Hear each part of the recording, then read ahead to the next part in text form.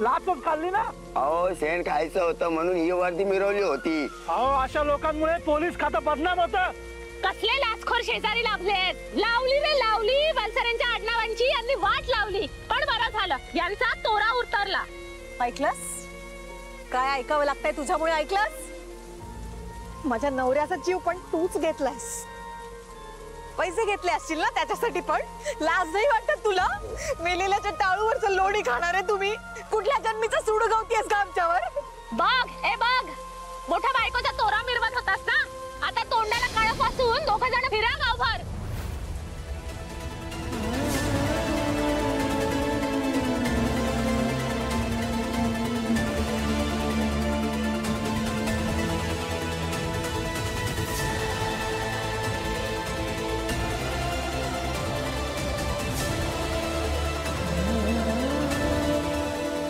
आई आई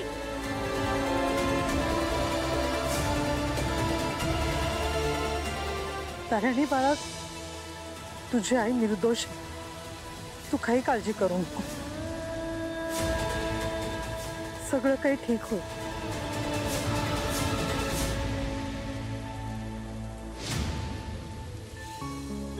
माझ्यावर विश्वास आहे ना तुझा?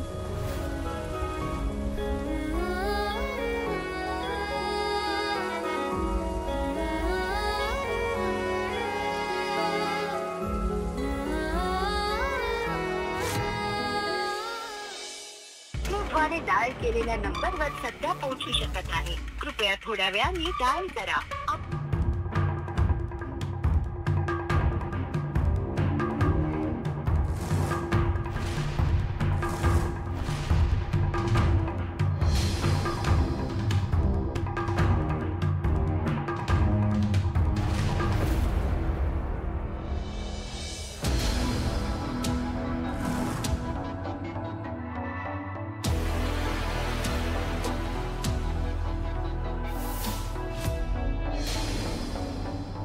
ताई किती वेळ लागेल अजून? हा झालं. हे काय होतं झालंय. बेदाणे घालायचे साखर घालायचे मग झालं. दिवे हा मी करते. मी करते. ताई अगाने सगळी घरातली कामं नको करत जाऊस. आई आणि आत्याने कितीही हट्ट केला ना तरी त्यांचं सगळं नाही ऐकायचं. तो काय कायदा नाहीये. पण कायदा पाळायलाच पाहिजे ना. आपलं कर्तव्य असतं ते. नाही म्हणजे आपलं कर्तव्य असतं ना ते. कायदा पाळायलाच पाहिजे. आणि आपल्या घरच्यांचं प्रेम ही आपली गरज. हेच जमत नाही मला. दे मी करते दे.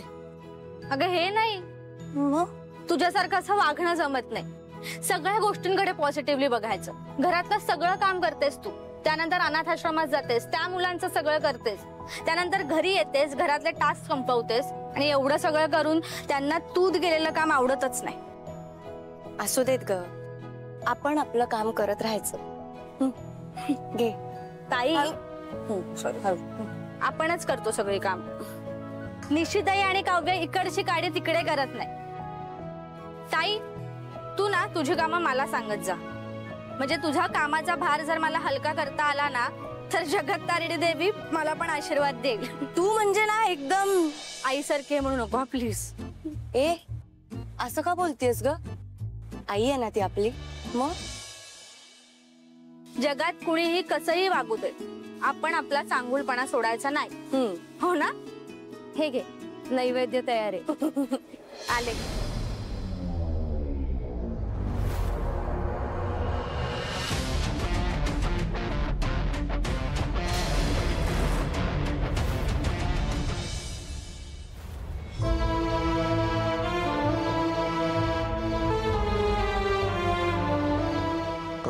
मला वाटतं तू घरी जा. मी थांबतो इथे. इराच्या किडनॅपर्स बद्दल जोपर्यंत मला कळत नाही तोपर्यंत मी कुठेही जाणार नाही. अगं तू अशी कितीतरी संकट पेलली आहेस बाळा आणि मार्ग काढलायस ना तू. नाही बघ तू अजिबात खचून जाऊ नकोस. मी आहे ना तुझ्यासोबत. जा जा तू घरी जा. मी थांबतो. जा. काका कुणाचा फोन आहे? माहित नाही. अननोन नंबर आहे. थांबा. किडनॅपरचा असेल. तुम्ही शक्यतो तुमचं संभाषण जेवढं लांबवता येईल तेवढं लांबवा. कारण तुमचा फोन आपण आधीच टॅप केलेला आहे. म्हणजे किडनॅपरचं लोकेशन आपल्याला ट्रॅक करता येईल. ओके. बॉस किडनॅपरचा कॉल ट्रॅक झालाय. स्पीकर ऑन कर. हॅलो. खांडेकर बाई बोलतीये ना? टीव्ही वाली. हो बोलतेय. कोण बोलताय? तुझी छोकरी माझ्या ताब्यात आहे आणि ती जर का जिद्दी फायची असेल तर रोकडा 1 करोड रुपये. मी सांगतो त्या पत्त्यावर आण. आणि हा काय सिनेमा नाही, त्यामुळे पोलिसांना जर सांगण्याचा प्रयत्न केला तर इकडे खेळ खल्लास. पोलिसात पण आमची माणसं आहे, ते टिप देतीलच. नाही नाही, हे बघा मी मी मी पोलिसांना काहीच कळवणार नाही. मी पैसे कुठे घेऊन येऊ? पत्ता तुला SMS. अरे पत्ता तुला SMS वरती येईल. ओके. आणि मी मी मी कोणाशी बोलते? म्हणजे तुमचं नाव काय प्लीज सांगा. माझं नाव ऐकून फ्रेंड रिक्वेस्ट पाठवशील का? जेवढं सांगितलंय तेवढं कर. नाही नाही मी. हॅलो.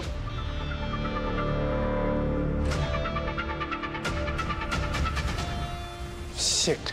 काय झालं? किडनॅपर स्मार्ट आहे. त्यांनी VPN वापरलं म्हणून ऍक्च्युअल लोकेशन ट्रॅक करता येत नाहीये. डोंट वरी मॅडम, आपल्या सायबर टीमने त्याचं लोकेशन ट्रेस केलेलं असेल.